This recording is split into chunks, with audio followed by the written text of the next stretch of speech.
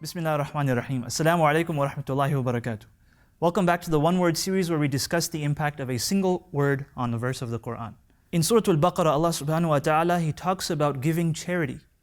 And He says to the believers, وَلَا تَيَمَّمُوا الْخَبِيثَ مِنْهُ تُنْفِقُونَ وَلَسْتُمْ بِآخِذِيهِ إِلَّا أَن تُغْمِضُوا فِيهِ.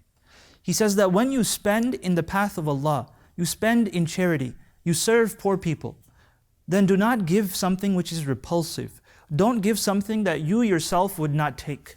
That the only way you would take that thing is if you had closed eyes and you couldn't see it, and that's how you would take it. And so that's what he says. He says, إِلَّا أَن تُغْمِضُوا فِي. So Aghmada here, Aghmada, the Arabs would use this historically to describe a type of transaction. And what would happen is that the customer would go to the seller and he would say, I would like to buy this item, but because it is poor in quality, I would like you to reduce the price. This is wrong with it, or that's wrong with it, and so that's why I want you to reduce the price. And this was called Aghmada. And that's what Allah subhanahu wa ta'ala is using here. He's saying that when you give in charity, don't give things that you yourself would never take, that you yourself do not want to use anymore. Rather, you should give in charity the things that you love. You should give the things in charity that you would want to use.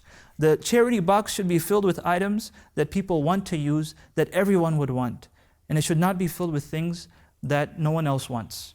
And so I ask Allah subhanahu wa ta'ala that He helps us and enables us to give the best of charity, and that He removes stinginess from our hearts. Ameen. Jazakumullahu khair. Wassalamu alaikum wa rahmatullahi wa barakatuh.